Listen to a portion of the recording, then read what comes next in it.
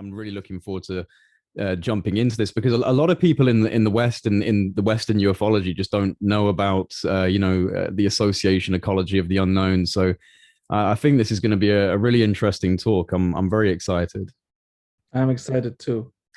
And I can see a guitar behind you. Do Yeah, you play yeah. the I know guitar? you play in a band, don't you? I Yes. found it. Yes, I've been a guitarist since the age of 7. Wow. Yeah, there's Cool. a lot of there's a lot of guitarists in my family, like my granddad, my uncle, my great granddad. It seems to run in the family. So, what do you play? I can play the guitar and the bass Nice, nice. and electric guitar, obviously. Yeah, yeah, obviously. Yeah. I know I love my guitar. I've always got to have a couple of guitars in my room.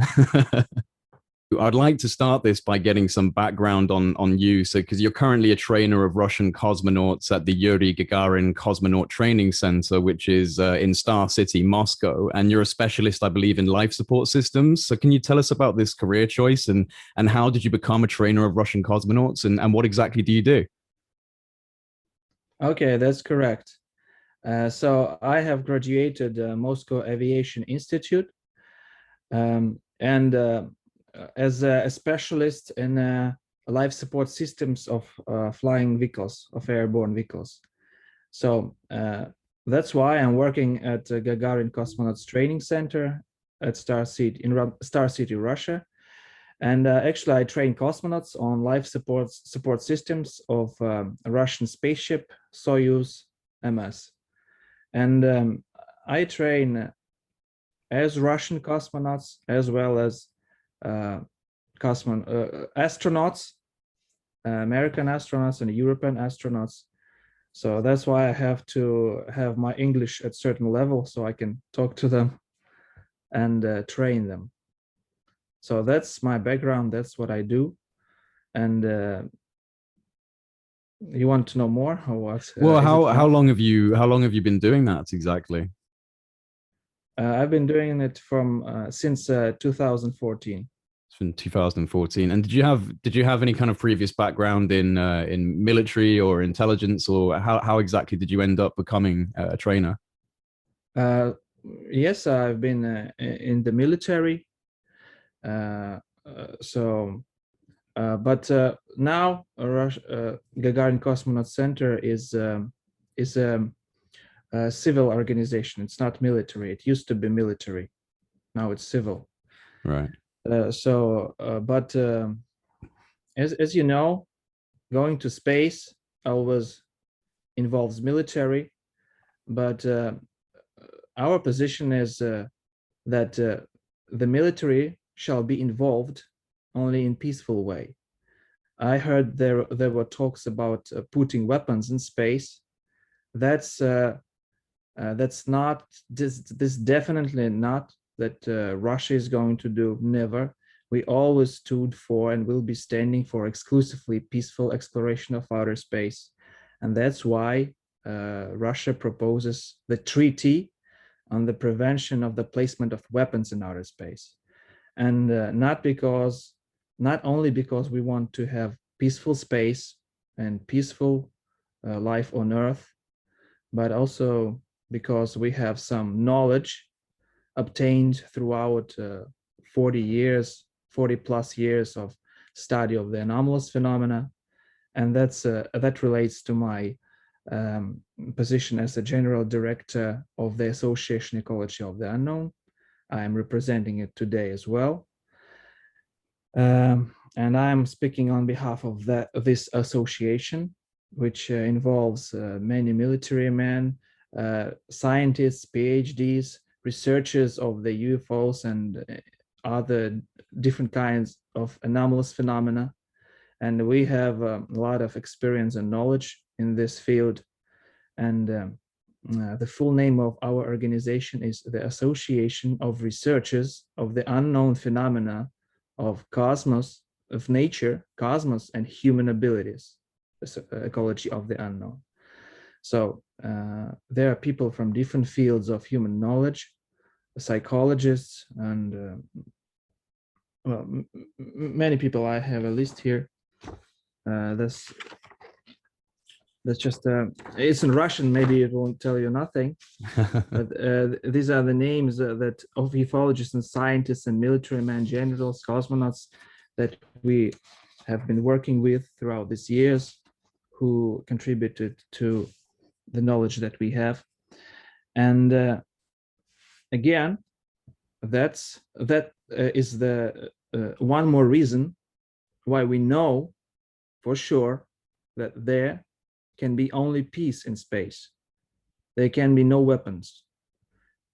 Otherwise, we can extinct the human race because of our mindset of going to war, of rivalry, of divide and conquer. Because of that, that's a very dangerous situation if someone ever puts weapons in space. Well, this is this is something I want to get into with you. Obviously, the membership of the AEU, which is very impressive, because I was looking at some of the members on your website, and I've got some of them written down here, so I can read some out for people. But the prevention of space-based weaponry as well is a very interesting thing, and for someone who's in the West, yeah, obviously, I'm sure you understand, we get a lot of different types of news about Russia, about China, and a lot of it is about potential conflict and threats and counterintelligence. So, is it just your group, the AEU, that is looking to prevent space-based weaponry, or is this something that is very much a part of the Russian Federation's idea for space? Of course, it's the part of Russian strategy, and since Andropov's time, it's 1980s,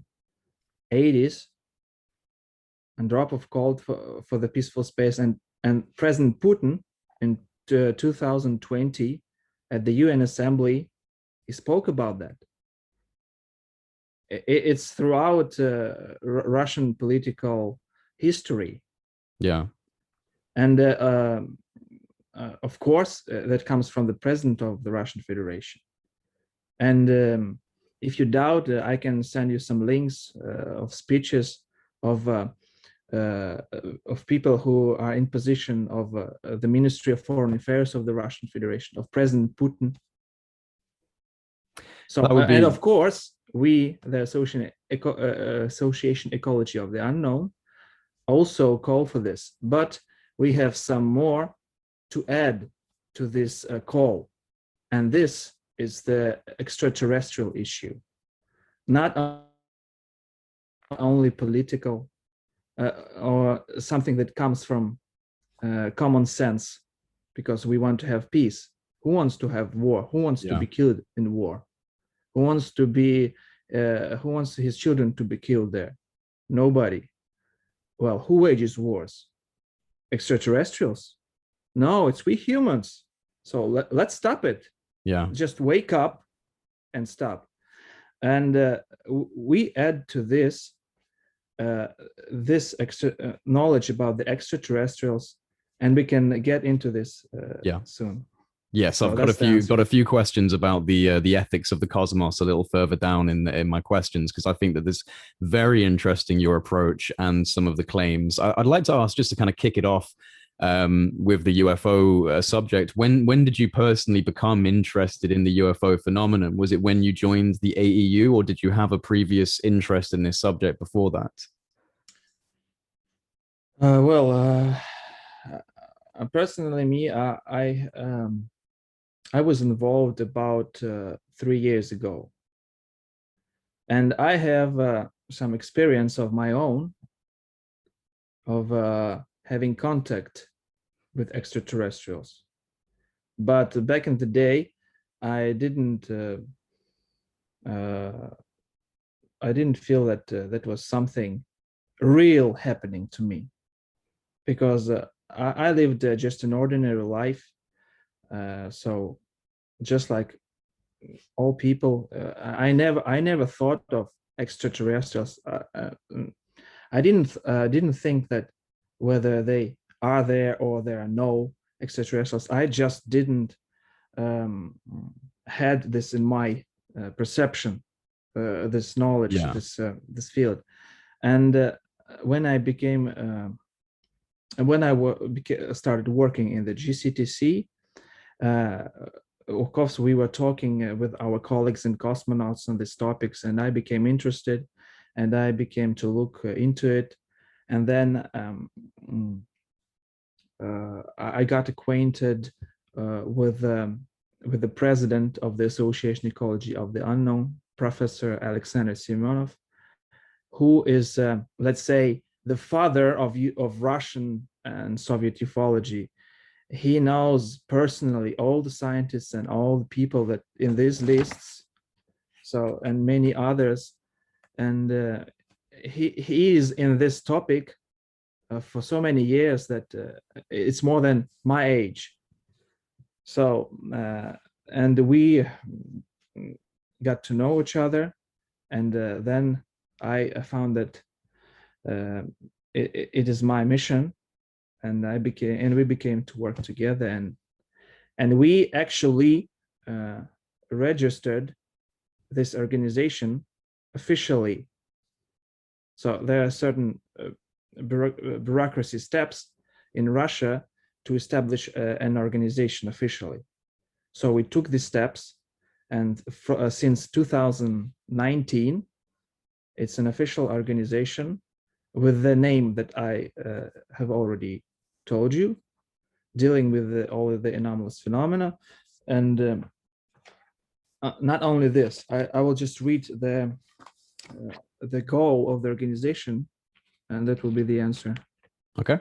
So the Association Ecology of the Unknown, that's written in our charter, is established to unite efforts and coordinate actions of individuals and legal entities that conduct scientific research contributing to the evolution of mankind in the field of studying of the unknown phenomena of nature, cosmos, and human abilities in order to further take them into account and deploy them in practical work, including in preparation to the adoption of important state and international decisions.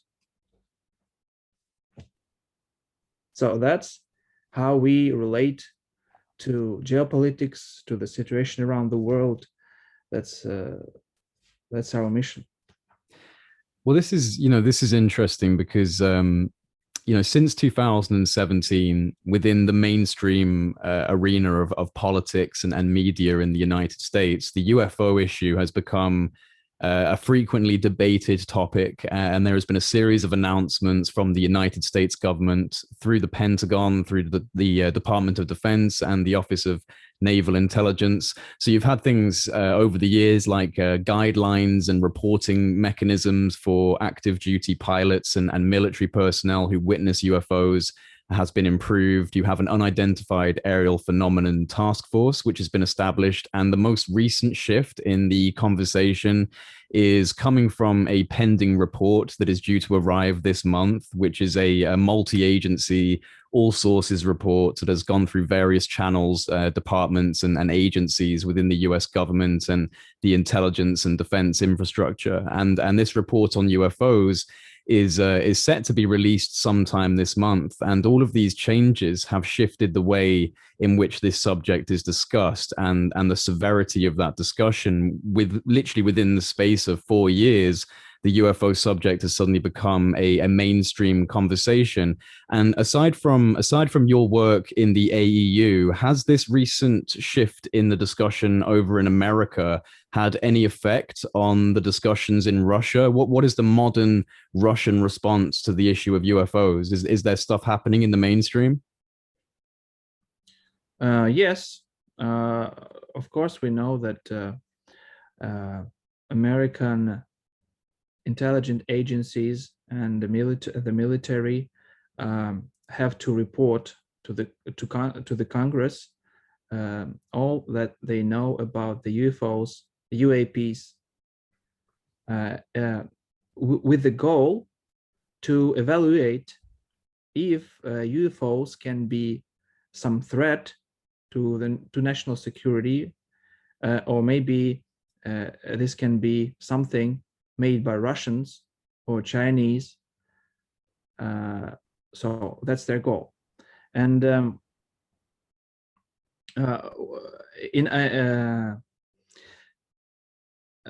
in our from our point of view, this is intentionally made to portray Russians as someone, or as someone who's going to be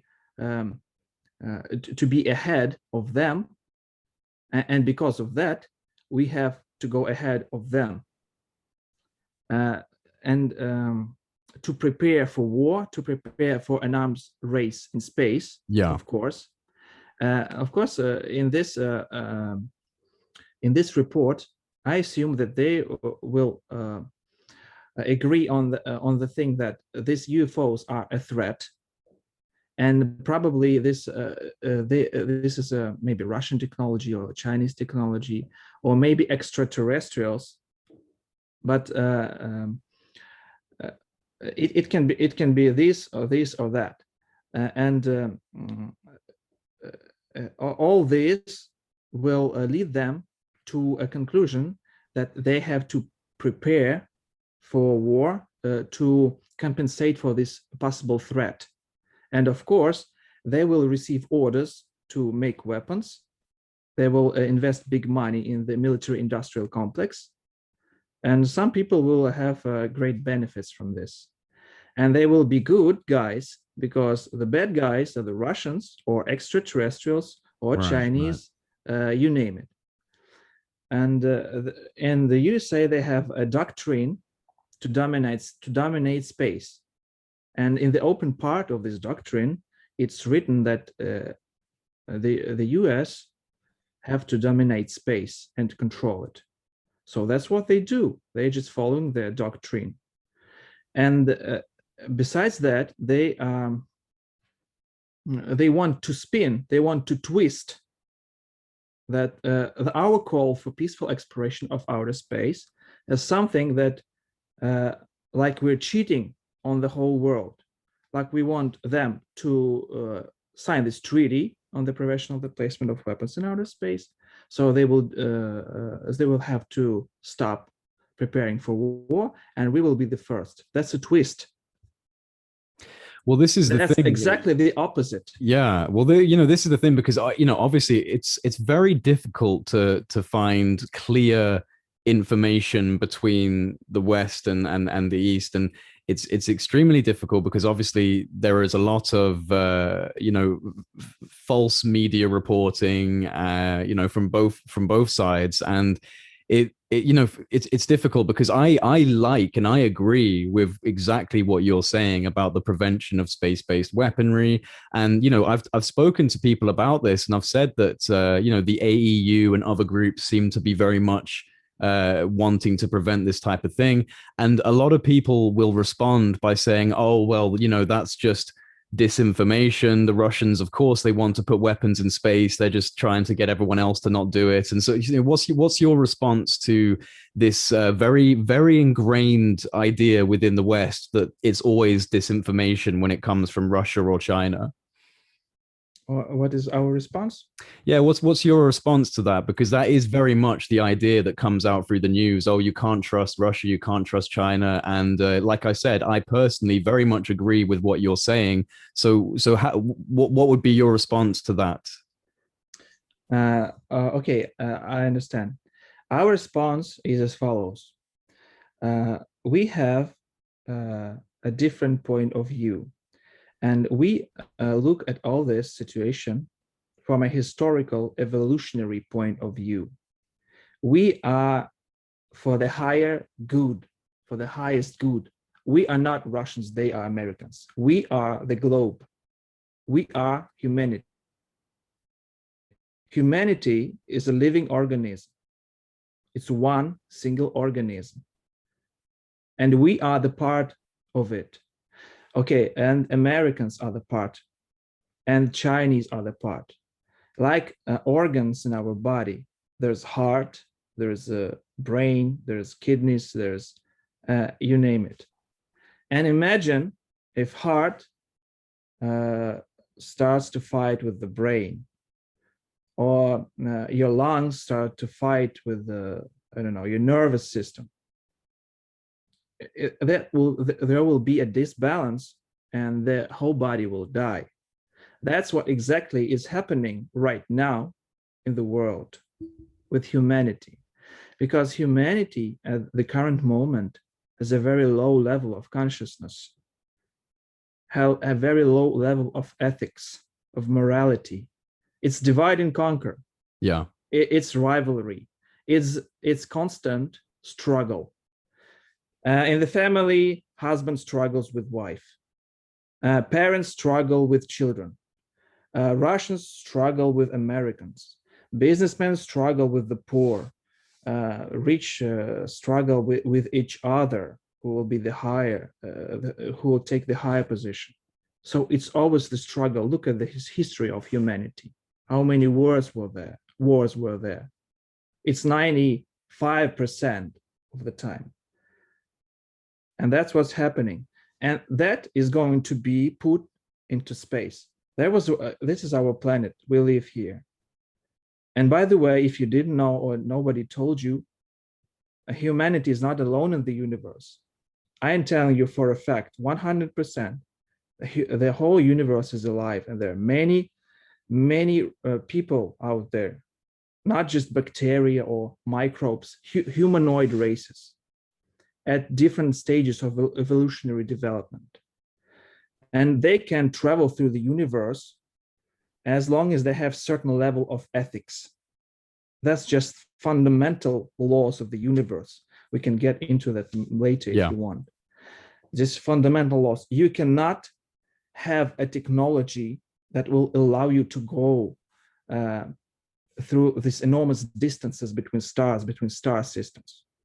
Because you cannot think of this if you don't have a certain level of ethics. There's just knowledge that comes to you from your consciousness. How do we invent things? It comes from somewhere, okay? Right? That's just how it happens. And you cannot have this knowledge if you don't have a certain level of ethics. And humanity is now at a very low level. We will not reach stars, never, if we don't change. And other races that care of us, that are here, maybe their drones are here, they're observing, they will not, for ethical reasons, they will not interfere directly. They will not take your hand, don't push this button. No, they can only give you hints. They can give you hints and warnings. But we, as the main force in this planet, in this solar system, we decide what path are we going to take. Or are we going to wage wars forever? Then we just extinct and die and we'd kill each other. That's no problem. See, we can, hold on. No. We can take a different path of evolutionary development. So that's my answer. How we relate to this, how we view at this situation. We are not dividing. These are Russians, these Americans. They are trying to cheat. No, we are good guys. We're trying to share our knowledge, share this knowledge, because we have 40 plus years, as I have already told you, of research in this field, of many people involved, many cases studied. So I just cannot tell you in a few minutes about all this. I just can tell you what I'm telling. So this is what we share, and we're trying to make other people see it. So this is the way that you're describing it, the way you're talking about the conscious universe and the evolution of humanity.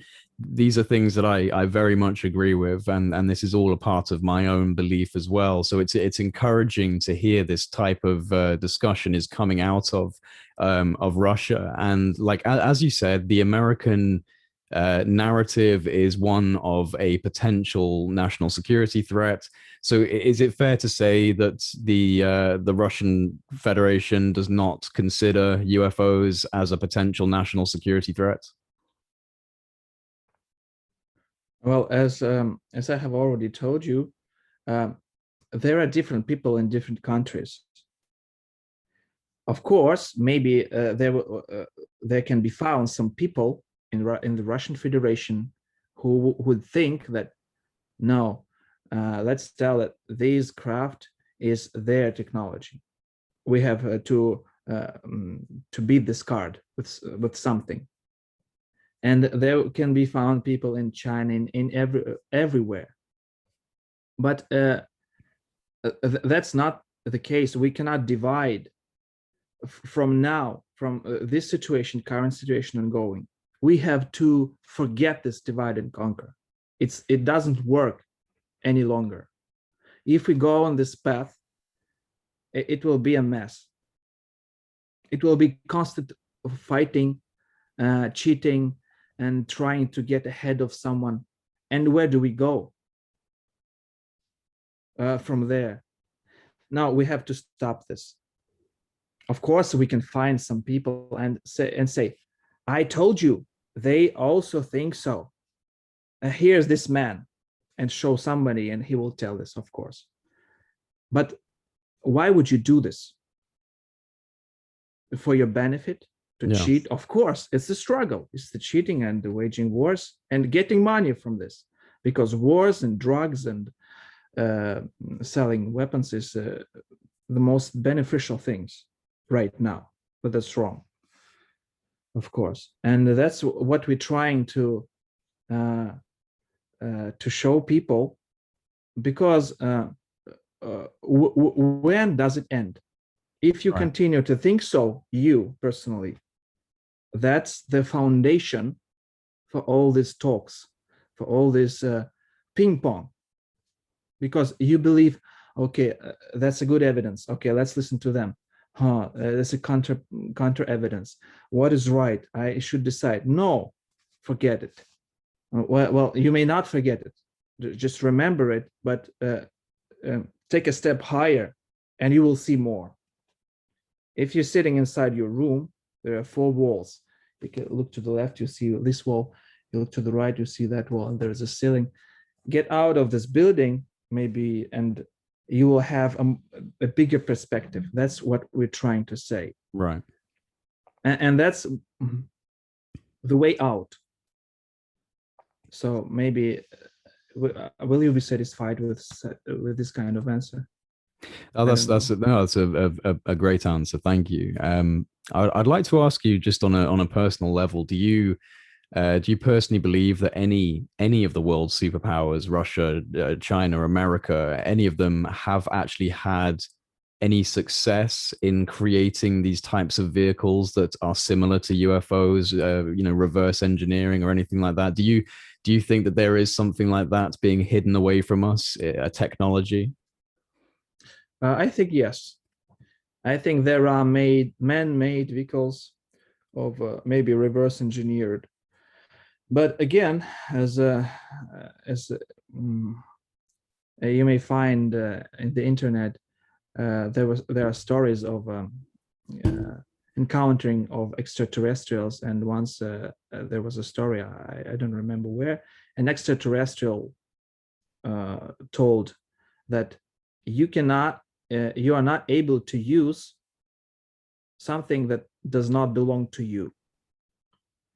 And they, of course, they tried to use reverse engineer the engine of an ET craft, and it just blew up. And because you cannot use something that does not belong to you. In this field, we have to have a different mindset. We are used to some ordinary things, like to some. So this is a cup. So I'm drinking from it. This is a vehicle. This is a flying saucer. It's just maybe a piece of metal or something. We have to study and reverse engineer it. But this is something more than just a piece of metal. These flying saucers, more often, these are living things also. And it's just like in the movie Avatar. You connect your consciousness to this vehicle, and also a living thing. And when it crashed, and when it crashes, it dies. And you cannot reverse engineer it because it already died. And There were cases, of course, in Russia of UFO crashes and retrieved objects, and they present a lot of mystery, because how that was made, what was it before it crashed? Because after it crashed, it changes. We have to transcend our paradigm, because our paradigm is believe what the scientists will tell you, and they can explain everything. And of course, they will explain it in a way that somebody who has power told them to, because maybe they were paid, or maybe they just didn't know. Maybe their intentions were good, but they just in this paradigm. We have to have a different paradigm. And this paradigm is that the whole universe is living. It's just like an organism, like your body. It's different. So of course they're man-made craft, but they are just piece of man, you know, just like our cars, like our trains, because we have a certain level of morality. Yeah. That's okay. That's not bad level. Just it allows us to make things like this, like cell phones, like some things that we have a knowledge of electromagnetic fields, of anything, you name it. And we can employ this and do things and make something and make weapons and make good things. But when there is no, like people think, I have done so many harm, I have done so many bad things. If there was God, I have been long punished. I'm not. That means that I can get away with this, but they're wrong, because they just don't know that they are being erased. Their future is being erased. And when this wave comes to this moment, they may die, or their children may die, or you know, this is called karma, or the law of retribution, the law of justice. So it works always. It doesn't it doesn't matter if you know it or not. And we have the current moment of being have to transcend to this level, to get to know these laws and to change. You know what I'm talking about? Absolutely. Can you feel me? Yeah, I feel you, Timofey. Absolutely. And I'm wondering if you know, do you think that perhaps all of the conflict and the kind of degrading of morals and all of the issues that we're seeing in the world, are they perhaps maybe necessary, like growing points, almost like, you know, like a child going through puberty and growing up, and you make mistakes and you do silly things and you know, throw stones at children on the schoolyard, and perhaps as a planetary species, we are like a child growing up and we're having to go through these stages of development. So is there any possibility that even though these events and these conflicts are awful and they're terrible things, that perhaps it's kind of a necessary evolutionary step up towards something else? Absolutely. You're absolutely correct. And to say more, of course, these are some necessary steps. But, you know, when your child wants to, for example, to jump off of something, and you're seeing that this is just a chair, and you want to warn him or her, just be cautious, Yeah. don't hurt yourself. And he jumps and he learns. Yes, that's okay. But someday you see your child wants to jump at the railroad and there's a train going. There will be not enough to say to him, oh, don't jump there, you may be hurt. You'll grab him by the hand and you'll stop him, because otherwise he will die. And that's no learning. That's an edge. And you have to put this road for your children. You have to teach them. So there's a maybe a verge or an edge, that a line that we shall never cross. Right. Otherwise, it will be too late. It's too far. And yes, and now we're learning, but we have to get aware. We have to realize that this is not just learning, and of course we all become stronger if we don't die. Do you think that the train on the tracks coming towards the child for humanity is nuclear weapons? No. No. Who makes nuclear weapons? Tell Humans. me. Yes. No, but Why? I mean that in terms of the risk of something coming towards us and perhaps our elders grabbing us and pulling us away from it, do you think that that might be our dangerous obsession with nuclear weaponry? Oh yes, sure. That's of course. That will maybe this will be a laser or a beam or a bomb, something that explodes and kills. But who made this bomb? Who threw it? Mm. Who made you do so? It was you. You pushed the button. And don't blame it on some of your inner demons or something. Yeah, You yeah. you did it. And you have to realize what you're doing and the consequences of this. Yes, I'm selling weapons and I have a lot of money coming to me, and that's okay. In 10 or 15 years, I'm going to die and forget this world. But the world keeps going on. There, you have children, you have grandchildren, and they are going to live in this world. And this is the point where you have to think of the others. It's so uh, it's so understandable. It's common sense. And we just have to become sane again. Yeah. Not insane. We have just become sane again. We have to think twice and just care about each other. And if you see someone doing wrong, maybe there's just some little program working inside of him that makes them do so. And there are some programs I can tell you later, maybe if you want. And if you have a conversation with him or her, he may change because he sees good in you. He sees some different, some maybe you call it light, some divine essence, or Yeah. maybe your good intentions, and this different energy of a higher frequency that you broadcasting, and this thing changes everything.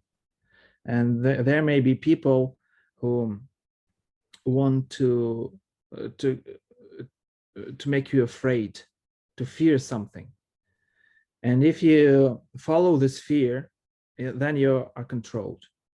And if you're not, if you know what's happening right now to you, you can just transform the situation. And that's what the humanity right now is better to do: transform this whole situation and learn from it, and get to the next level of consciousness. We have to become one, you know. Yeah, no, absolutely. And again, this is very much how I feel as well about this conversation. You said near the beginning of our discussion that you've had experiences yourself with something. Now, I have also had some experiences, and this was actually brought on by using consciousness, asking for things to arrive. And I was eventually successful, which is actually the reason why I created this platform doing interviews, is because I had contact and I had to try and talk to people about it, you know? And I'm just wondering what happened to you. Can you talk about any of your personal experiences? Yes. If you don't mind, I can read a little piece that I wrote Yeah. recently of my when I was recalling an episode from my life. Yeah. And now I understand what that was, and you will understand too. And after that, I've had more things going on.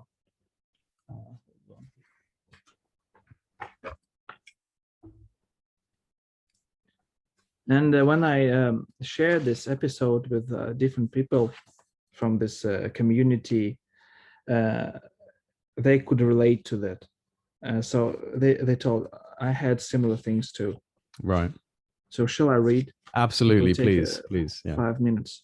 No problem.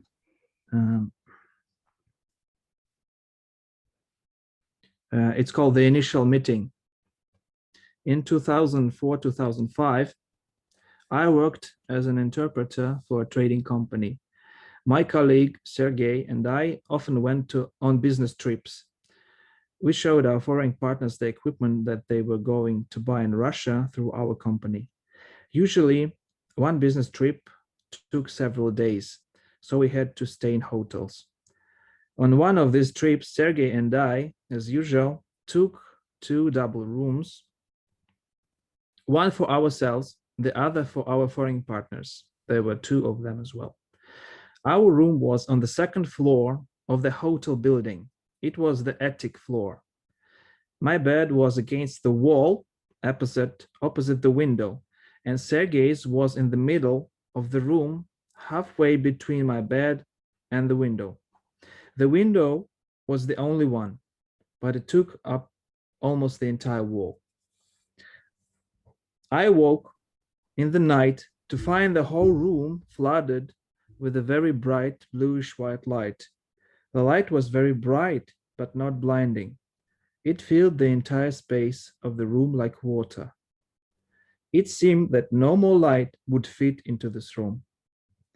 The black silhouette of Sergey's bed and himself sleeping on it stood out clearly against the solid shroud of light that the wall and window had become.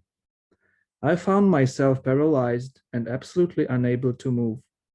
It was with great difficulty that I managed to open my eyelids, which closed again, as if my body was not listening to me. The first thought that flashed through my mind, I was not supposed to have woken up. 3 creatures appeared in front of me. They floated forward from the wall of light. I could only see their dark outlines. I couldn't see their faces, and I couldn't tell if they were wearing clothes. They were not tall, about 3 or 4 feet high. They had large heads, skinny bodies, and long, thin arms.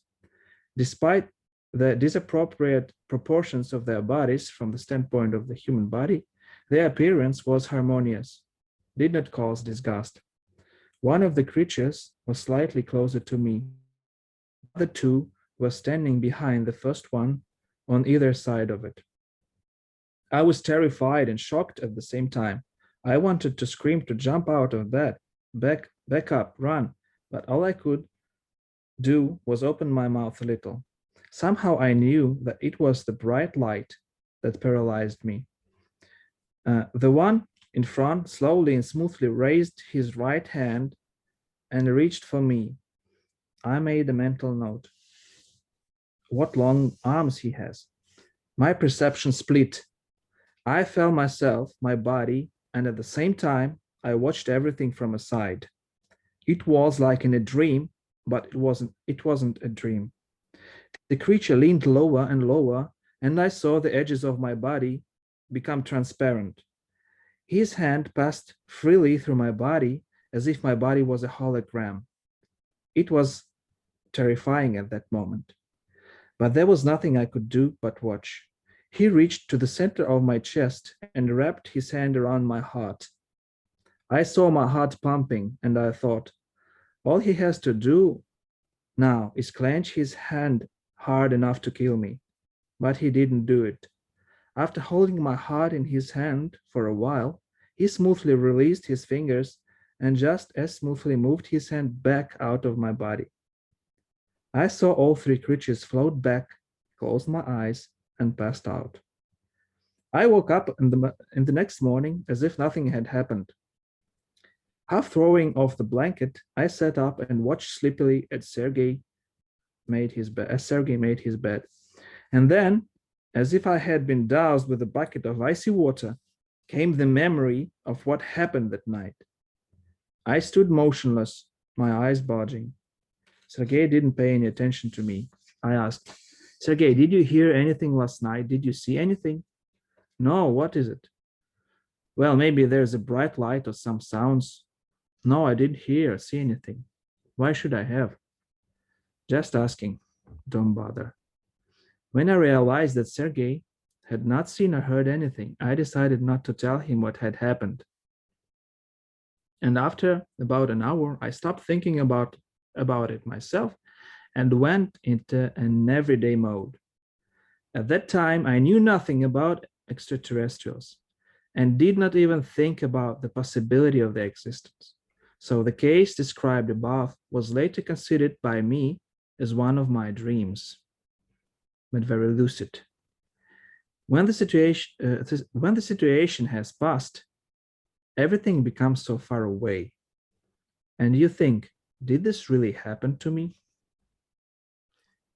Wow, that is an amazing experience that you had. And at this point in your life, are you quite convinced that that was not a dream and that that did happen? Oh, absolutely. Can you tell right now, are you sleeping or not? Yes, You're not sleeping, I'm not sleeping. right? And that's the feeling I had when I woke up at night. I knew I was not sleeping, but Wow. I started seeing all this, and I just couldn't explain it, and that's why I was terrified. I could not move. I didn't know what was happening. Maybe it's a nightmare, but it's too real.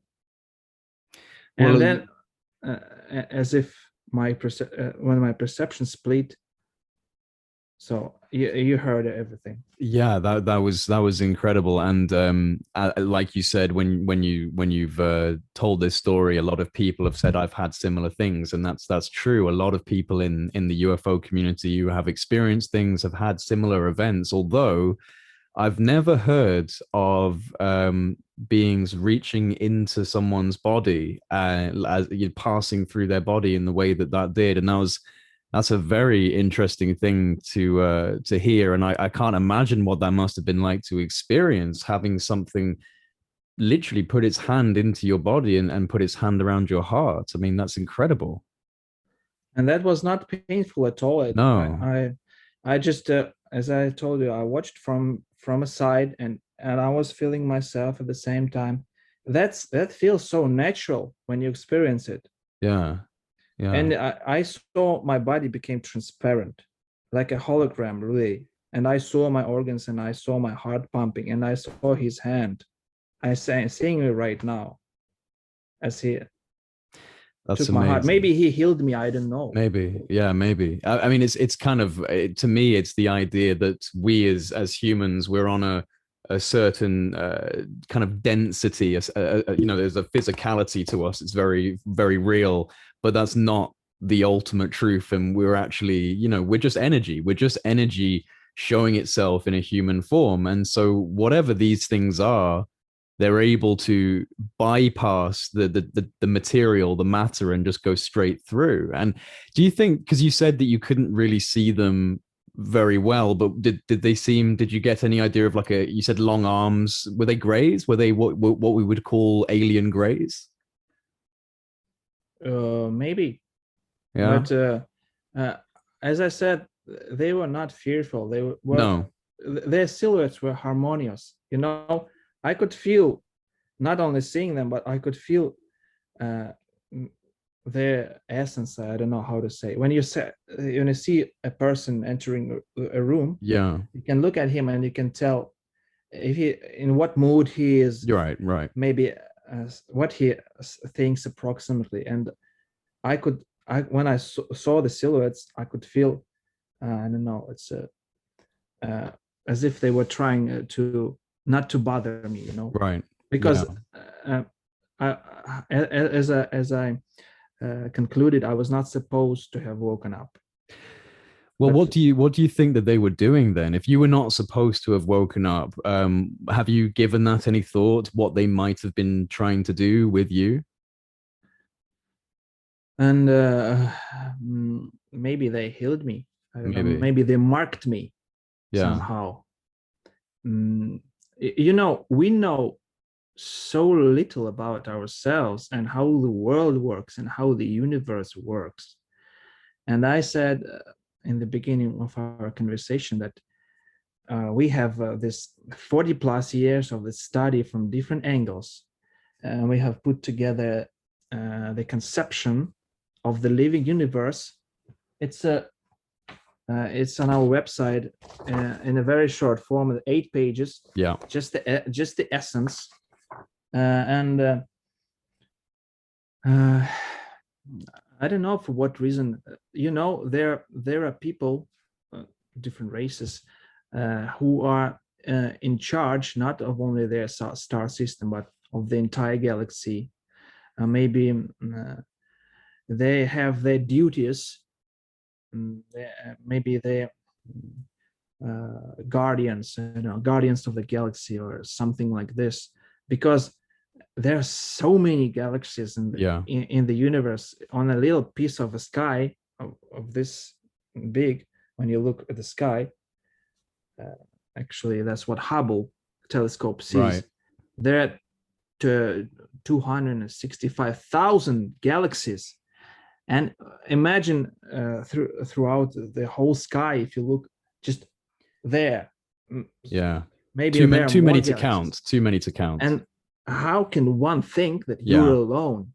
That's just a paradigm, Yeah. a convenient paradigm that's that we are being exposed to, that's imposed on us by Yeah. someone who knows more, to have maybe to have this just a little world of buying and selling and living ordinary life. And but you know, there are so many cases of some anomalous phenomena. It's not anomalous, it's just something we don't know. Yeah. And by the way, our eye, when we see something, it's just a small segment of the whole spectrum Absolutely. of electromagnetic frequencies. And besides that, you know, as you told, there's this is a physical world. This is physical world, and there are many dimensions. So it's more than words can say. Yeah. We just have to break this shell like a chicken, right, and go into the world and explore it, but peacefully, because you cannot go there if you're hostile. And what we humans do in these reports and this studying of UFOs phenomena, we want to see an enemy with whom we then would fight, struggle, and have rivalry. And of course, we try to project this mindset into the universe, into the cosmos. And because of this, we would think that extraterrestrials may be hostile, as we are to each other. All right. That's just our mindset. Yeah. Yeah. And this is inside our brains. And from there, they view it differently. They just feel that this race is just at this stage of development. And we have to care and warn them and help them evolve. But if they someday would want to go into space and conquer someone, that's not allowed. Yeah. Because I think this is so. This comes from common sense, because you have to contribute to the evolution. You cannot stop it. You cannot destroy it. It's so much bigger than you. Your heart contributes to your life. It's pumping blood. It cannot just at will stop. I'm tired. No, you cannot do, because you have a mission, and you know you have a mission, and heart knows its mission. It's the engine that drives it. And just like this, the humanity has its mission. We just have to realize this divine mission, divine purpose. Call it how you want it. We cannot think in a manner that, okay, if we destroy our planet, that's the problem. Nobody cares. One more race, plus minus. No, the universe needs us. We cannot die. We are in charge of this planet. We are in charge of the solar system. And nobody will do this work for you. Nobody will clear the ocean, purify the oceans. Nobody will clear the garbage. Nobody will put away the debris in the outer space. There's so much trash out there flying around the planet. Yeah. The poisoned oceans, the poisoned rivers. Who would do this for you? Nobody. We have to stop this game, war game. We have to put in order ourselves, put this planet in order, and then we can join again, and you join our galactic family. And they are very friendly. They're waiting for us to wake up. So that's our message to the world, and that's what we're trying to share. And we have this conception, and we have many things more, and you can get it absolutely free, of course. And let's go. Let's do it. Yeah. Well, and again, very similar. I very much agree with what you're saying here. This is how I see it. This is how I would want to see people address the UFO issue. And we're going to jump into some of the ethics of the cosmos stuff in a second, because I want to bring this back to the AEU, because it's a fascinating group. There are some interesting bona fides within the AEU membership ranks. Like you've got the president of the AEU, Alexander Semyonov, professor of the Academy of Geopolitical Problems, amongst other academic titles. There's Vladimir Baranov, who is the president of the Academy for National Security Studies. You also have Anatoly Sitnov, who, amongst other titles, is the former armaments chief of the Ministry of Defense of the Russian Federation, Colonel General Leonid Ivashov, who is the president of the Academy of Geopolitical Problems and the former head of the main Department of International Military Cooperation of the Ministry of Defense. And even in your international membership, you have people like Roberto Pinotti, who is the president of the International Coalition for Extraterrestrial Research in San Marino, Italy. So these are just some of your members. And there are some very credible and serious people on this membership list. Can you explain why these individuals wanted to take part specifically in the AEU? Because of things like the ethics of the cosmos and the way in which you're looking at this, I'm just wondering why did these people want to be a part of this specific mission, and yourself as well? Because that's the point in the history of the humankind, when here we have to cooperate. We have to unify and cooperate. And these people listed in our membership list, some of them you named, just realized this, because they had their background, they had their positions, they were forming, they had different positions, they had different spheres of human knowledge. And throughout their life, throughout their career, military career, scientific, or what have you, they have encountered with things that would make them think of the ongoing situation of their lives. Why this happens? Why this happened to me? Why people act like this? Why I'm in this situation? And they start to research, and they start to find answers, and they finding answers, they're getting answers. Some of them are studied UFOs, and they had contacts with extraterrestrials, and by the way, extraterrestrials are very open to communication, and they can communicate through telepathy. Yes. And we can get into this if you want. And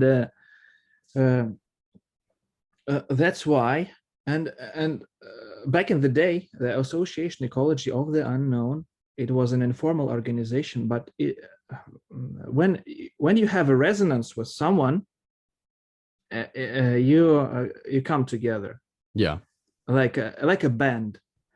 Like you like this type of music. Oh, and I like maybe we should get make a band. Yes, of course, why not? And you moving forward like this, you become friends and more.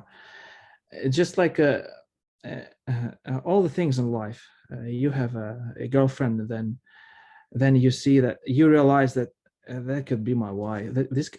She can be my wife, and she becomes your wife, and you have children.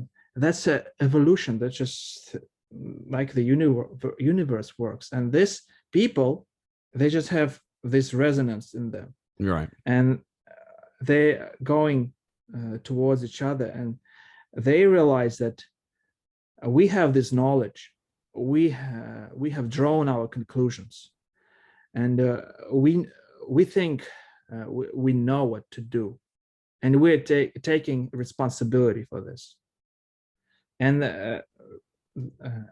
that's why they are all together in this association, because this is association of researchers of the anomalous phenomena contributing to the evolution of mankind, of nature, cosmos, and human abilities, whatever you may think of. So that's why they are members of this association, and that's why this conception of the living universe has all the main essential things that people shared, and we have just put them all together in a form that each person can read it and feel it and understand it. It's in a simple language. It's understandable. It's in everybody.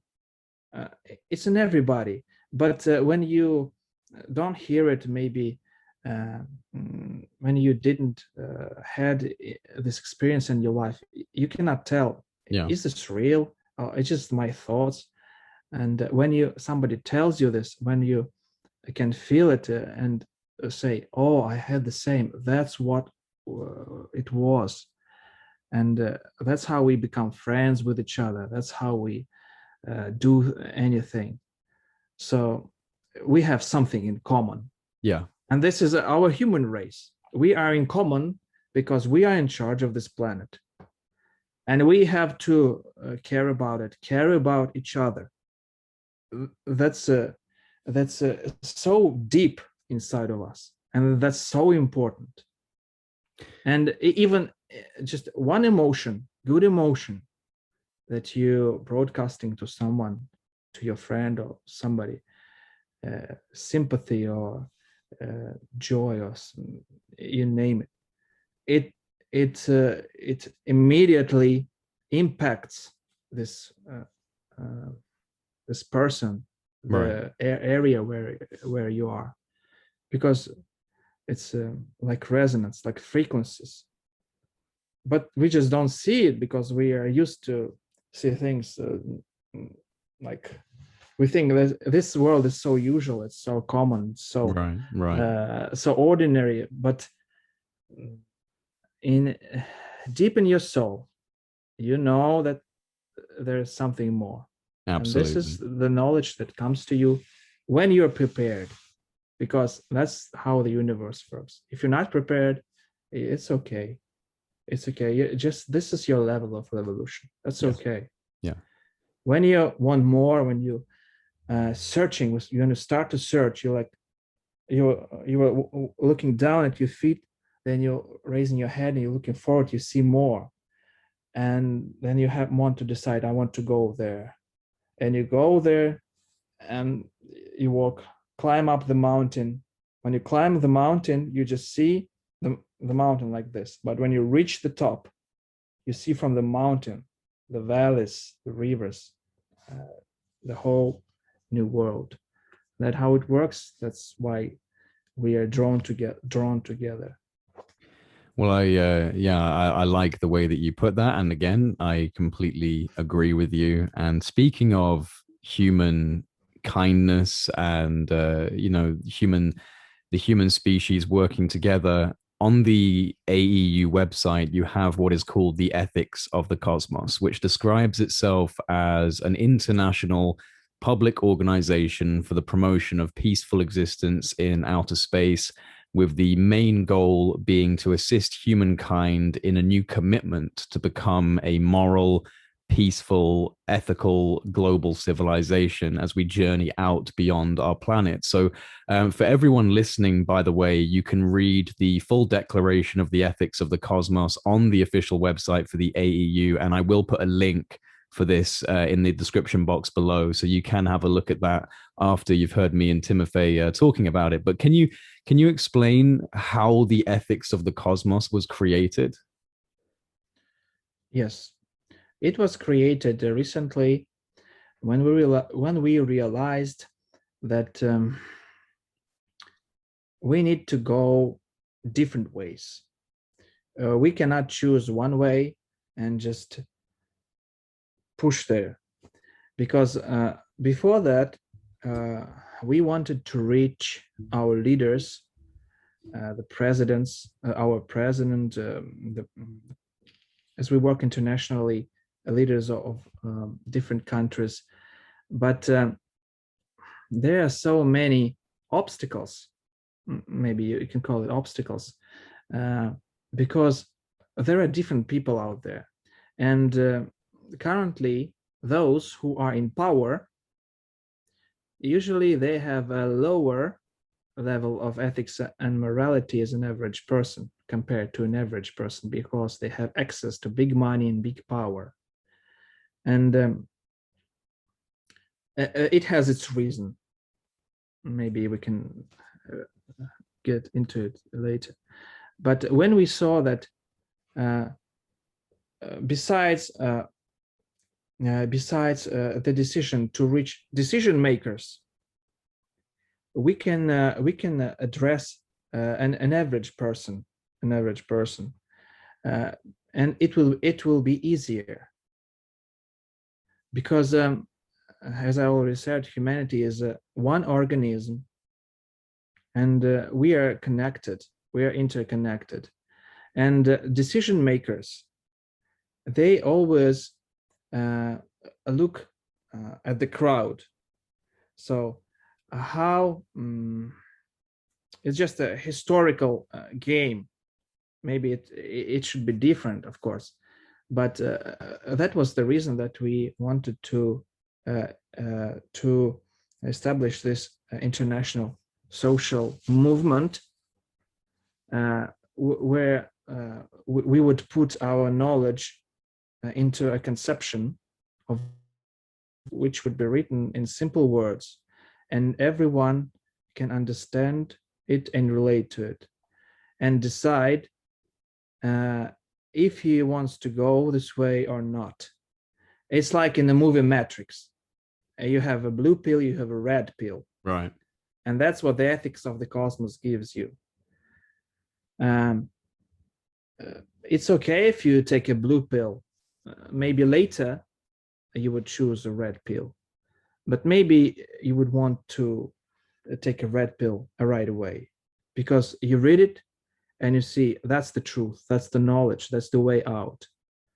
And that's how we wake up and become one. And the fact that we are all interconnected through so many different ways, not only through consciousness, makes it easier to change the situation. I don't know how to explain it, but it's easier when you do it. So having this light inside of you, having this knowledge inside of you, you just emanating it, and And that's all the science of resonances. Yeah. Yeah. If there is a resonance, there's a higher, more powerful frequency.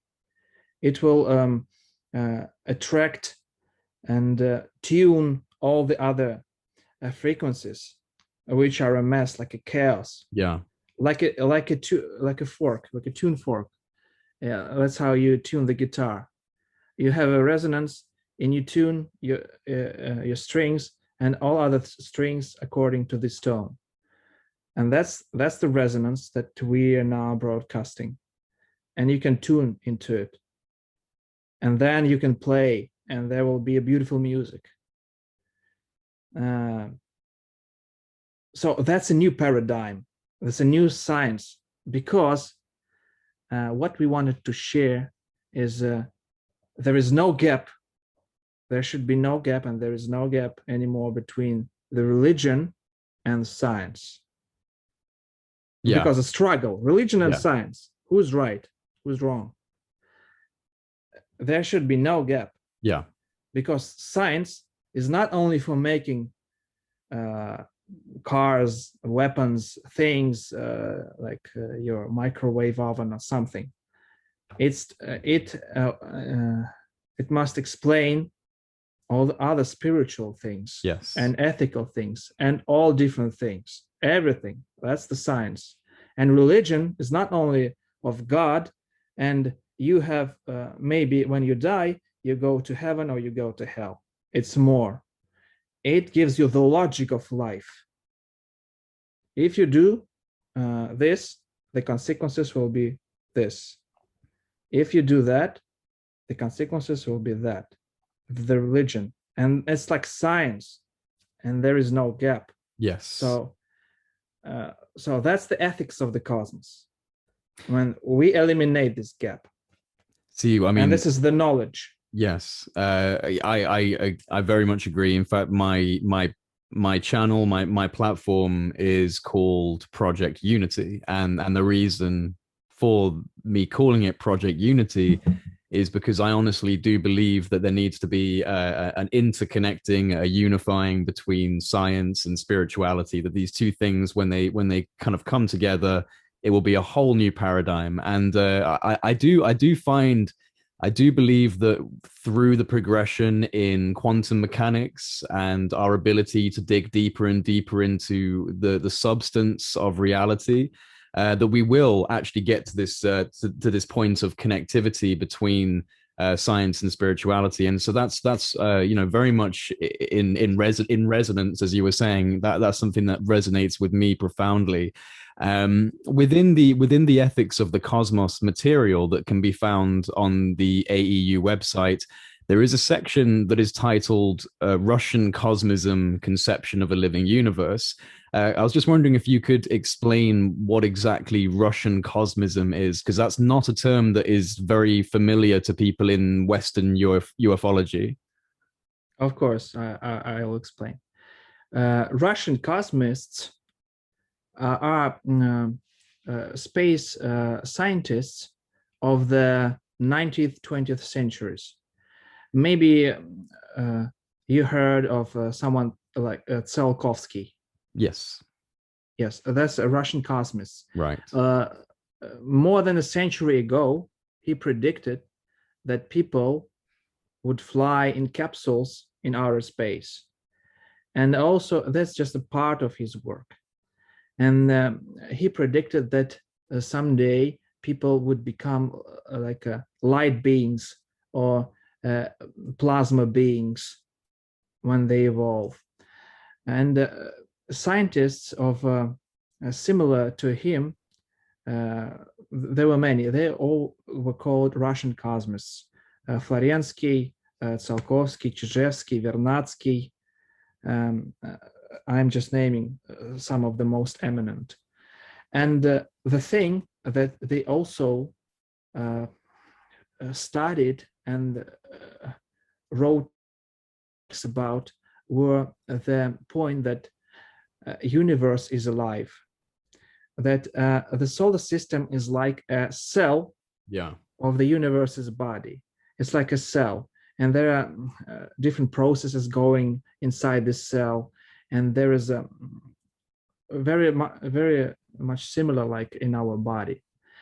And if the solar system someday would want to become a cancer cell, like going out of control, there is an immune system in the universe that would compensate for that, to not go this cancer out of this particular cell.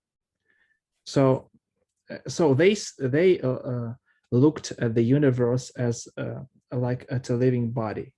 So that was the part of their works, and we incorporated this knowledge, and that's why it's called New Russian Cosmism. Right.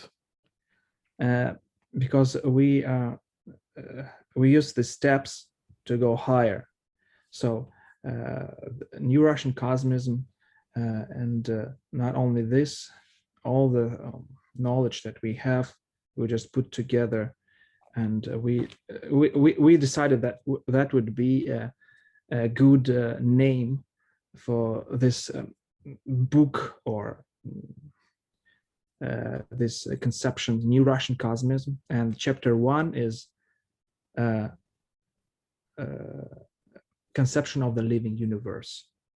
There are more chapters to come. Right. They are not written yet, but this one is the main. So it's an opening chapter. Yeah. That's why this name was given, because there were Russian cosmists, so space scientists, that not only became the fathers of Soviet and Russian rocketry, just like Werner von Braun was the father of American rocketry. Tsiolkovsky is considered to be the father of Russian rocketry, because he made a rocket that he didn't make. He designed in his drawings, and he predicted that that there can be such devices made to go into space. So, and that's just I'm telling you the most famous examples of his work. That's why there is the name New Russian Cosmism. Right, and so in the AEU document that's titled Russian Cosmism: Conception of a Living Universe, the introductory statement that's on your website is extremely interesting, and I want to ask you some questions about this statement. So for those who have not read this this document that is on your website, I will now read this introductory statement. So it says on your website, underneath the Russian Cosmism: Conception of a Living Universe, for more than 40 years of a comprehensive study of the UFO phenomenon and other so-called anomalous phenomena, during which a huge amount of data was obtained, including through direct communication of specially trained people with representatives of extraterrestrial civilizations, and subsequent analysis of the information obtained in the light of modern scientific knowledge, existing religious concepts, and views of Russian space scientists, as you were saying, Russian cosmists of the 19th and 20th centuries, we became firmly convinced that the whole universe is alive, and we, as a part of its large living organism, are supposed to and must live in harmony with the laws established by the universe for all of its inhabitants and itself. We have discovered and deduced these laws ourselves, and the information received by our specialists directly from the supreme intelligent powers of the cosmos confirms the absolute correctness and reliability of this discovery. So I think the big question here is the claim that through specially trained people, you've been able to establish communication with ET civilizations, or what you categorize as the supreme intelligent powers of the cosmos. And I want to ask you, in relation to the methods of communication, who are these specially trained people? In what way are they trained? And what type of contact occurred that allowed for the sharing of information between ET civilizations and these specially trained human beings? A good question. specially trained means that um, people who realize something and change themselves in the ethical perspective, because as I already told you, there are some technologies and some abilities of human body that you can discover in yourself only when you have a certain level of ethics and morality, so that you will never harm anyone. You can only harm yourself, and that would be an instant karma. You will have a reverse action on yourself. Especially trained means that people who have just working on themselves. Yeah. And later in this conception, there's a paragraph about ego, and this especially training has to do with this ego transformation. Right. And when you have this a little bit transformed, just tiny piece, there's a huge amount information and abilities that you discover within yourself, like reading other people's thoughts, but not at your will when you're allowed to. It's very easy to employ when you start doing this, and you become like more connected with the outside world. And when you can feel, it's called empathy. Right. Empathy. It's a very outstanding, great phenomenon. You can feel others' emotions like yourself, and when you're allowed, you can read his mind or her mind, and that's how it works. And communication with the other races, extraterrestrial races, is going through telepathy. Right. And telepathy is a very I should not say easy, because it's easy when you do it, because you can it's a direct communication. It doesn't involve language or your where were you born, from what family, what is your position, what languages do you know, how much money do you have. It involves your evolutionary status, and this depends on your level of morality. The higher the level of your morality and ethics, the higher your evolutionary status. You have a higher level of consciousness. You have a higher frequency, and there are more you can influence in the world. And at a certain point, you can feel that you're not alone, and you may have it in your dreams. Some maybe the dreams when you're seeing at night, if you have dreams, some people or some creatures come to you, and you can communicate. You can ask questions, and they would answer. And later, you become able to do this when you're awake, but you have to go in a certain state. I would not say that's a meditation. It's just something that you do with a special mindset, with a special, when you feel the time when you need to do it, and you feel the opposite end, the other end. Are they willing to do this or not? What are they going to answer your questions, or you have to wait a little bit, because they also have things to do. They're not just here to satisfy you. And when you have this connection, you can ask questions through telepathy, and they would answer. And they're answering not only in language, but in images, in sensations, in vision.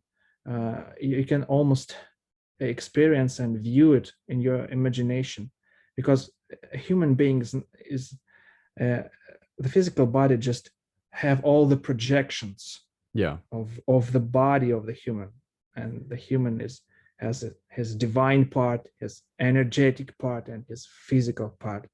And that's why that's how we connected to the whole world. And that's why they say that we are the children of God.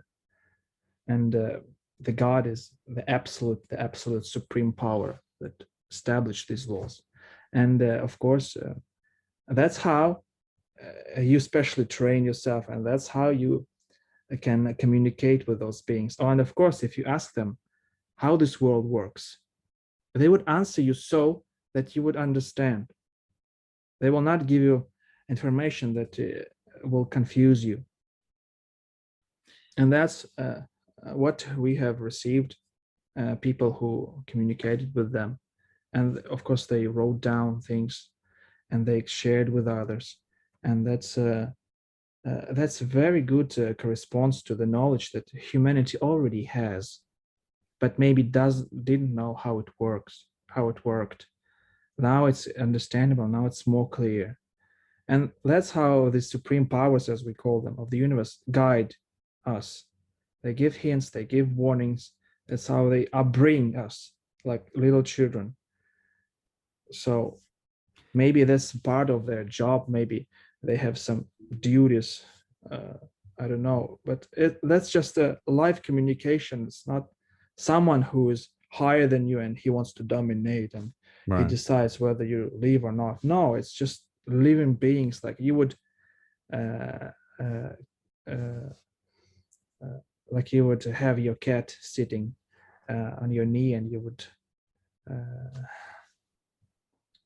stroke it. Yes.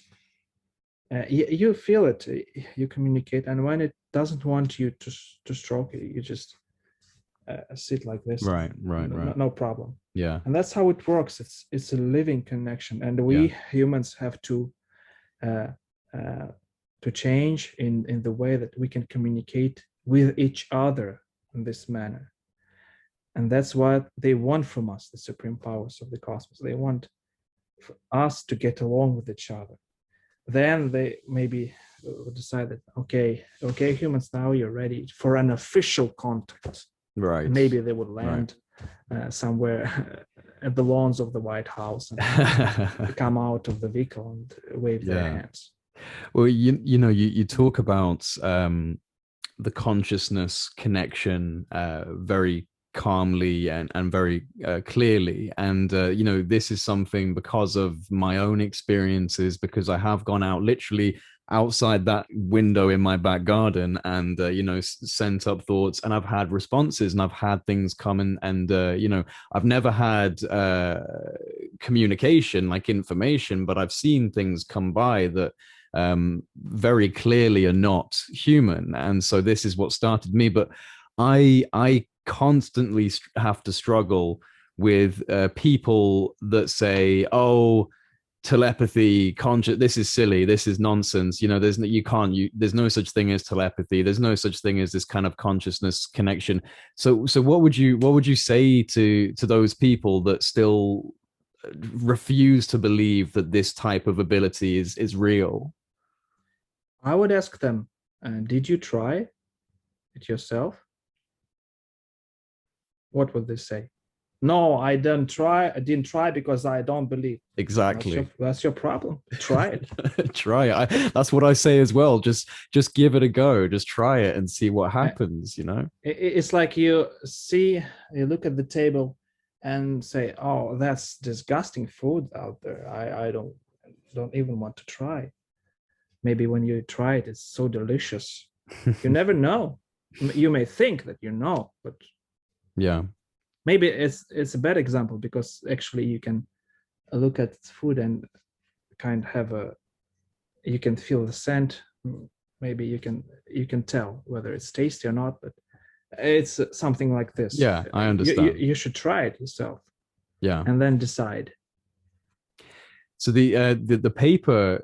This is the Russian Cosmosm and the Conception of a Living Universe paper on your website. It goes on to say that there are 5 fundamental laws of the universe, and I'd like to read these laws out for those who are listening to this, and then ask you some questions about them. So These are the five fundamental laws of the universe as presented via the AEU's Ethics of the Cosmos. So the first is the law of development and perfection. And the law of development and perfection states that humanity is obliged to fulfill its cosmic purpose for which it was born. The cosmic purpose of humanity is to ensure and maintain a continuous process of development and perfection of itself, its world, and its star system. The law of harmony and beauty is the next one. And this requires that the process of development and perfection guided by humanity in its world must be harmonious, that it is that the human world, there must be harmony between masculine and feminine. In humanity, it is the harmony between a man and woman which will allow people all over the world to achieve full coherence, mutual understanding, and unified aspiration to advance to a creative level of being. Then you have the law of change. The law of change establishes that for humanity, only its cosmic purpose is permanent, and humanity is obliged to fulfill it under any circumstances. Everything else, the external and internal conditions of humanity's existence, the level of consciousness at which a human being is, the state of human society, all of these things are in a constant process of change. And the only permanent thing is the cosmic purpose of humanity. Then you have the law of justice or law of retribution. The essence of the law of justice is that anyone who, acting consciously or unconsciously, tries to harm the highest goal of humanity's existence, its mission, its people, animals, nature, instantly receives such a degree of force of the reverse action, which is directly proportional to his desire to destroy the surrounding world. So this is something that people sometimes call karma. At the same time, the law of justice is manifested in the fact that by constructively investing in the overall process of development and perfection of the world, taking care of others, caring about nature, setting a good example for your children and people in general, humans actually enhance their own well-being, improve their health, make their future brighter, and create for themselves a transition to a new level of consciousness and a new level of mastering the potential of their physical body. And so humans prolong their life and gain the ability to evolve through this law. The law of order is the last one, I believe. And the law of order establishes the hierarchy of powers in the universe and ensures the existence of the human world in accordance with the fundamental laws of the universe in all of their multi-dimensional manifestations. This means that humanity, being not the only conscious manifestation of life in the universe, must take into account the possible consequences of its activities and what impact the results of these activities may have on other inhabitants of the universe. That is, humanity, as well as other inhabitants of the universe, must follow the ethics of the cosmos. So these are profound ideas that are being presented here, and these are ideas that I like the sound of personally. I'd like to ask, were these fundamental laws provided to those specially trained individuals from extraterrestrial intelligences? Are these laws that you actually that people received through this interaction? Yes, and not only, as I have already told, there were Russian cosmists Right. a century ago that deduce these laws. Like, I don't know how they did it, but they described similar things. Uh,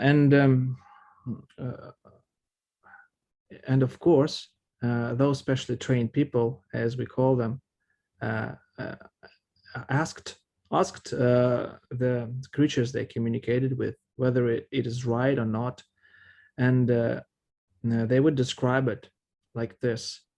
And besides that, you, each person, an average person or whoever you are, can see how these laws act in your life. And you can see the instant karma there, some funny pieces of video in the internet, but there are more to this than only there's just funny pieces. It's just good examples and funny things. And of course, the sense of humor is something that makes our life easier and helps us to understand fundamental things. And of course, you can know these laws from your life when you love someone, when you love your woman or your man, how it enhances your life, really, how it inspires you, motivates you to do something or anything, how you complement each other, how you grow. You are one half and the other half. You connect, and then you become more than two halves.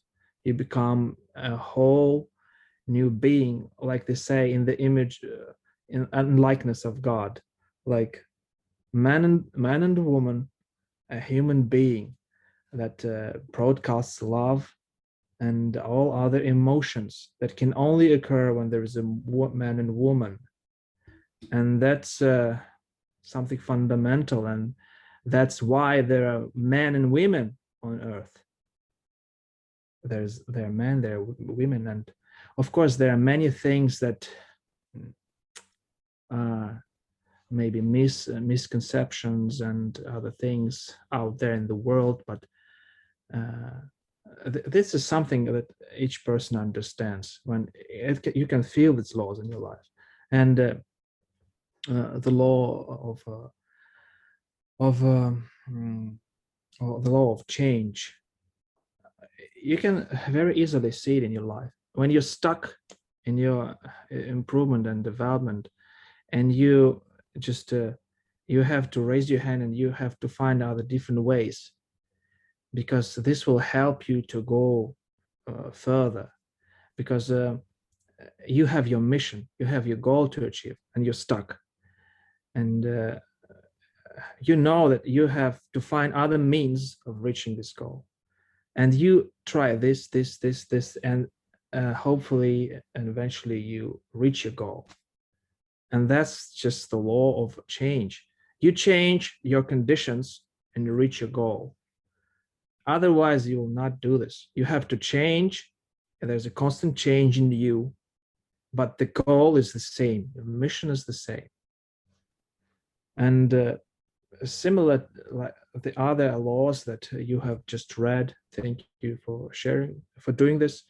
That's how they work. You can just look back at your life or look forward, look around, and there's something that comes from the essence of you, like a human, like a humanoid race, like a representative of a humanoid race, because humanity is a humanoid race. It has to be creative, constructive. And when we destroy, that's the dark part, that's our dark part. That's something inhuman in us, that's not inherent in humans.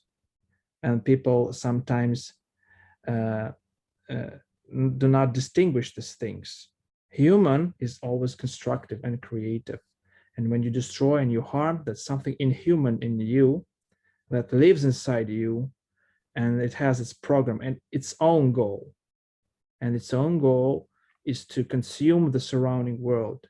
And it's like a parasite. So it will destroy everything it touches. We call it ego. There's a conception. There's an explanation of this.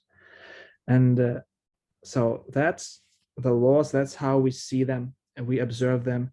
And having this knowledge of Russian cosmonauts and people who received answers from the supreme intelligent powers of the cosmos, who would say, yes, that's correct, and more. And they would say more. They would show that all other races are in the same conditions. These universal laws are throughout the universe.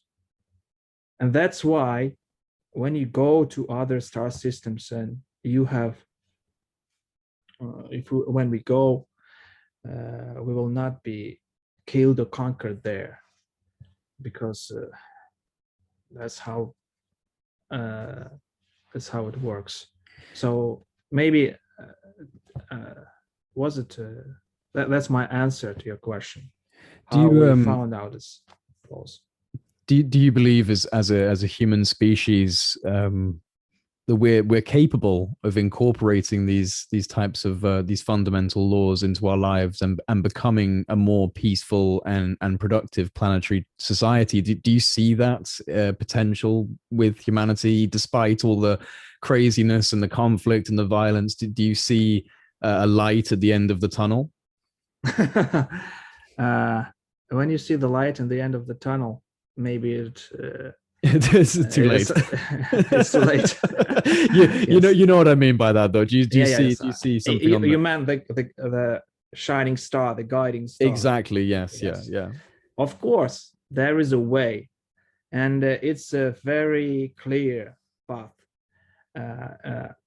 and despite all the things that you just said, the suffering, the wars, and something like this, there are many good things Yes. that which stem from your essence, and your essence is it's divine, and it's the light part, or as we call it. It's and you just have to concentrate on the good processes, because where your attention is, energy goes there.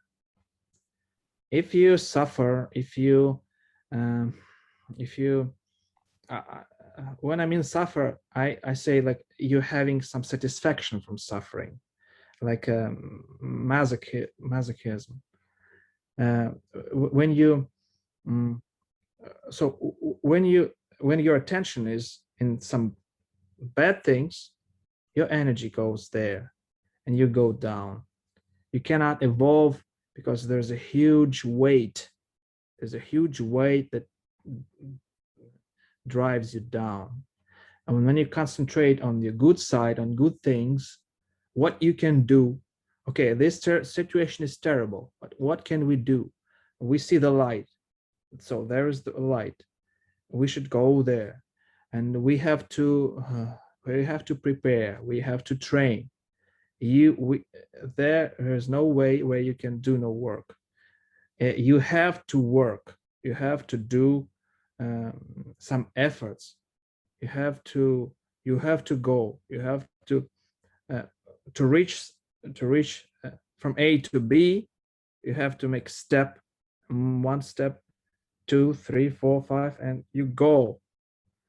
One little step is just so small. Why should I do this? I just want someone to save me, to take me and put me there. No, it doesn't work like this. You have to step by step by step by Yeah. step in this current situation. And that's what we suggest to do. We have some methods and techniques which were successful, and is also described in this conception in a very brief way.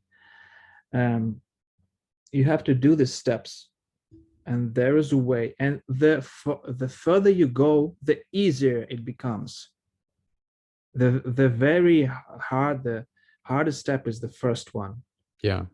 to do it, to just do it, go. And as you go, you see more people going, and you feel motivation, and then you feel that we are one, that we're going in the right way, and you go, and those who are there, who are shining at us this light, they're helping us, they encouraging us. You're doing right, you got this, you will do this. And that's how they motivate and encourage us. And if you turn to them, if you didn't ever try telepathy, try it. And maybe you will hear, you'll hear an answer. And but don't expect the answer will come in a certain way.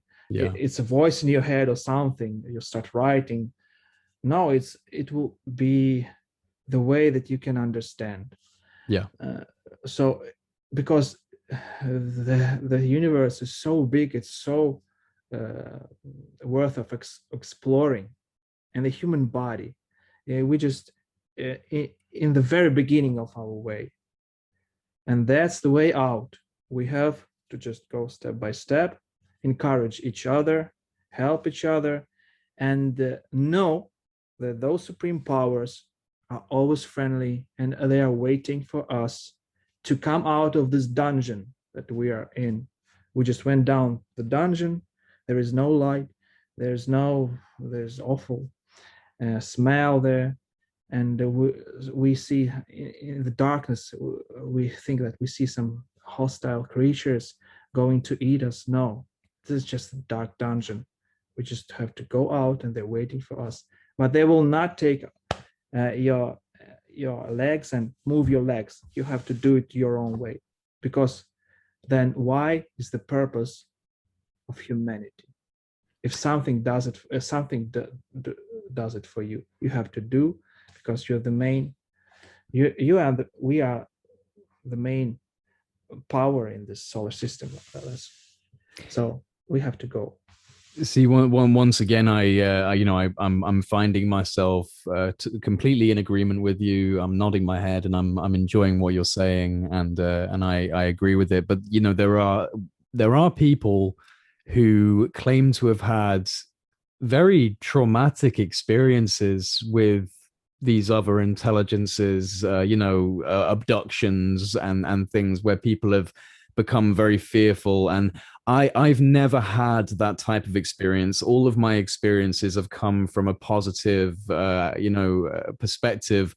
But I do understand that there are people who believe very much so that they've had traumatic, scary experiences. Where do you think that fits into all of this? Because it does seem that there are certain forces or certain beings that maybe are not as friendly. Or what's your opinion on that?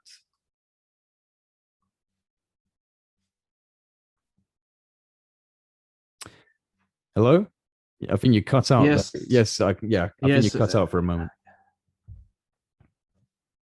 Would you please repeat? Yeah, because of there course. was about 30 seconds of phrasing. Yeah, no problem. So, obviously, like I said, I very much resonate with what you're saying, and my experiences have been positive experiences. But there are lots of people who, claim to have had traumatic experiences, abductions, scary things happening to them, and I'm just wondering where you feel that fits within this, because like you, I truly believe in this positive energy and intelligence, but it does seem as if there is some aspect of a negative or a force, that an intelligence that doesn't treat us in this way. So, well, yeah, what's your thoughts on negative experiences, traumatic abductions, things like that? Okay, first of all, there can be different situations and different interpretations of a situation. Right. Uh, let's just try to describe some of them. The first one is you have to know some safety rules and some just rules that will not get you in the situation where you can be hurt. For example, you want to learn to do a backflip. So to learn a backflip, you supposedly you want first of all, you would want to learn a back roll. You want to learn how to jump, and then you would ask someone to hold your back when you try to do a backflip. And you, of course, you should know what exactly you need to do, what exactly you need to do. And if you have all these conditions checked, and you try it and you do it everything correctly and you commit, then after you have done this and you succeeded, it's like an open gate. From now, you know how to do this, and it's easy. And before that, before this successful attempt, it was scary, it was not clear, it was in the midst of something because you had no experience. And that's just maybe something similar because Right. Right. because when you don't know, when you have some Hollywood is going on, when there are evil aliens invading the earth and taking over, when there are some aliens that would stick to your face and put something inside of you, and then your stomach blows up. You have all this in your mind, and that was made on purpose. Yeah. Then you would not even starting to do something, you already have this fear inside. Right. And you have an inclination to interpret things that would happen in this from this bad angle, because you would think, oh, I saw this in the movie, oh, that's just happening to me right now, what is going on? So, and you uh, like keep this resonance going inside of you. Like I told before, where your attention goes, energy flows there. And so, and you have this bad experience, and from that, you, like you're doing a backflip and you're falling on your head. That was unsuccessful because maybe you missed something, you had one of the boxes unchecked. So you have to have certain knowledge to do this. So this one situation, so maybe some wrong interpretation, or uh, not prepared properly for this, and something in your head that makes you have an inclination to interpret a situation in some way. Right. It's like a so you understand. Yeah, like they're putting an overlay onto the experience. They're putting something over it that might not be, but through their brain, the brain's kind of generating a false experience, perhaps. Yes, and mm, as I have shared today my experience, at that Yes. moment I was terrified because there was something happening to me, which I never happened before. But uh, deep in my heart, I was feeling okay about this. I know that I was terrified because of the something strange happening to me. That fear that was not imposed on me by those creatures or by this light. This was my reaction. Uh, like when you jump with a parachute, you cannot just go like this, because it's something new that you do. Yeah. So there's just the reaction of your body. You cannot distance from it. It's something new that you do.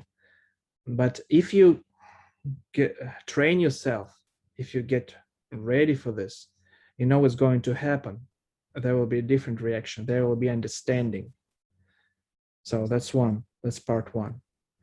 Part two is some people who benefit contributing to this image of evil aliens, maybe some charlatans, maybe some people who are paid to produce these frightful stories, because we like horrors, we like thrillers, and when we hear such story, it takes our breath away, and we feel like we have watched a thriller or a movie, something like this.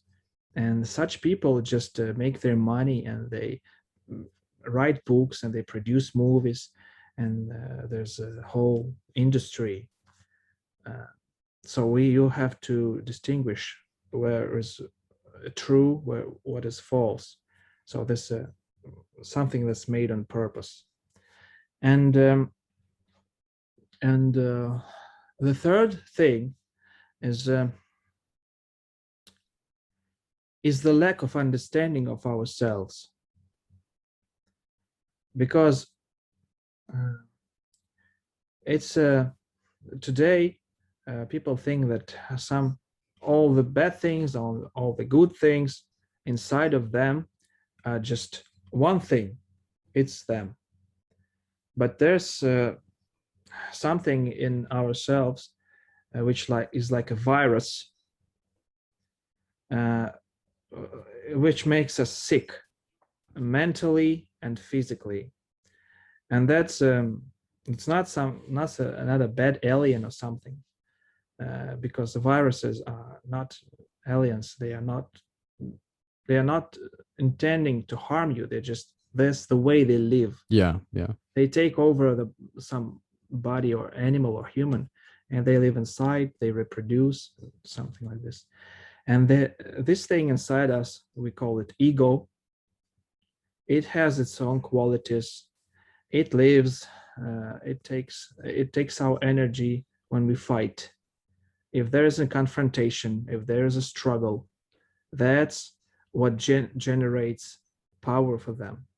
And that's why the whole society, human society, is established in the manner of an hierarchy. You have to be the worst person to go to the very highest position, and then you get access to the biggest money, to the biggest power. And when you're here in the lowest part, you have to be like a slave, but you have no responsibilities, because who made your life worse? Them, who are at the highest positions. You blame everything on them, and that's how you give away your energy. Because if you have responsibility for something, only then you can change it. If you're giving your responsibility away, you cannot change anything. So we have to take the responsibility for our lives, for what we do, for what's happening in the world, on us. Then we can change it. And if we struggle, if we say blame it on Russians or blame it on Americans, then it's this struggle going on, and that's what this ego does inside us. It's like a virus. Yeah. We just have to heal. We just have to heal ourselves, and then we will recover the planet, and heal the world. And that was my answer for this things that you said. When people they have had some experience, but they put all the eggs in one basket. Right. Yeah. So, and you have to learn yourself. Then you can distinguish. That's my fear, because of the fear that lives inside me, and I project it on everything. And that's my sense of that's the fear that warns me. Don't go there. Don't jump from this high building. That saves you. That's your guardian. That's fear. It guards you. That's why we feel pain when your leg is broken or something. Now you know something wrong happened to you. You cannot, from this moment, put your leg down on the floor because you feel pain and you know something wrong happened. That's the mechanism in our body that helps us. It's not something bad. Yeah. Oh, pain, I just need some drugs to take it away. Of course, there are situations when you need drugs to ease the pain, to just to stay sane, just to go and recover. But sometimes you just need to feel this fear or pain that guides you, and that's when the essence of the fear transforms. You transform your ego, and now you have your fear like a guardian, not something that eats your life energy, and you become weaker and weaker, and you become more frightened, and you don't want to go anywhere, you don't want to start anything. I'm that does not belong here. I don't want to take responsibility. I don't want to learn this because I've had bad experience. Maybe it was just first attempt, you have to go for the second one or the third one. So you have distinguished. It depends on the situation.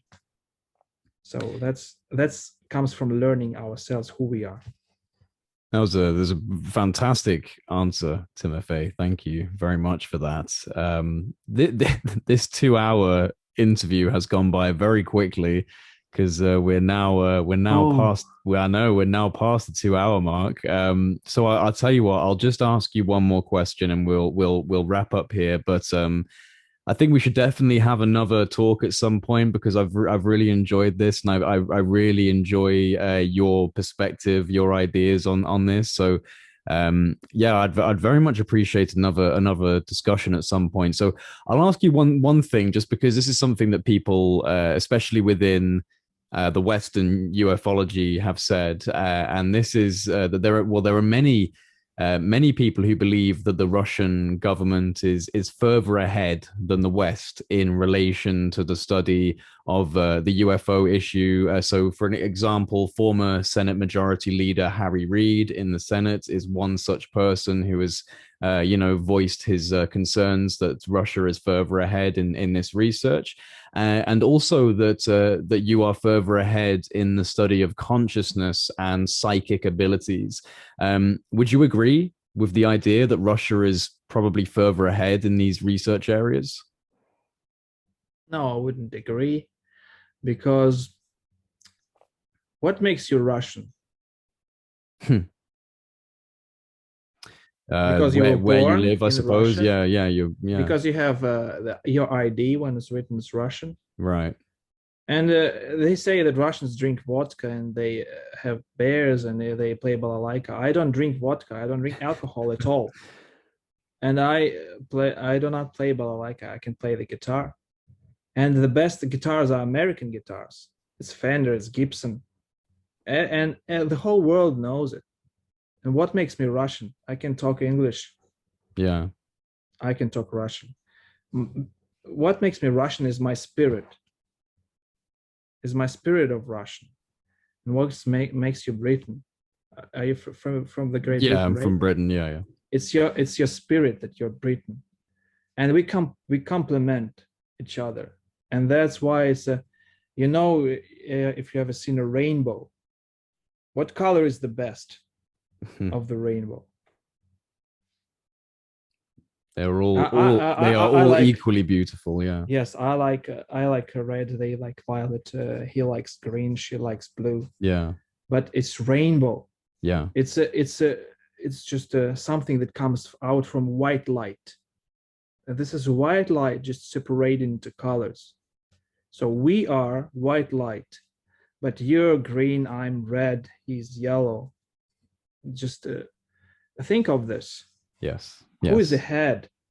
If there was no red, would it be a rainbow? No. Have you ever seen a rainbow with no green? No. It's always all these colors Yeah. in certain positions, from red to violet. Which position is best? Violet or red? There is Would you none. change it? Yeah, Would it be rainbow? No, it's yeah, always like this. And that's how these fundamental laws establish that you are in your position and you have your mission. And you all are the white light. But you are green, he's red. And all you are the same. And that's why, from this perspective, does it matter who is ahead? We have to survive. Not only survive, we have to accomplish our mission, and it's a great mission. So this is my answer. yeah. No, that's really lovely, and I really respect and appreciate that kind of response. That we're all in this together. We're all a human family. There is no, special person amongst us. Each and every one of us has our own, individual mission, and then as a collective species, we have our species mission, and these, Absolutely. yeah, these things need to work together. Yeah, this has been a really, really enlightening and interesting conversation with you, Timofey. The 2 hours have gone so quickly for me. I've just been Yes. enjoying listening to this. So thank you so much for deciding to sit down and do this with me. Is there anything you want to say to people listening before we finish off here? Yes, I would like to say thank you for having me here, and thank you all who is listening to us. And of course, this is not the end. This is just the beginning. And if I saw there were many questions in Twitter, and we can plan a different interview, like question and answer, like this. And of course, we can have another chapter going, Yes. like today. And 2 hours passed so fast. Before you told me, I didn't even realize Yeah, that 2 hours passed. I know. And so thank you. And you can check our website, as Jay said. Check the Association Ecology of the Unknown site. There is information about the ethics of the cosmos, social movement, and feel free to ask questions. There is a form that you can fill and ask questions, and there is a YouTube channel. It's in Russian, but there are some videos in English and with English subtitles. And let's keep going together because we complement each other. Maybe we will have another interview conversation. And Absolutely. thank you. It was a real pleasure for me to talk with you and to communicate with all you.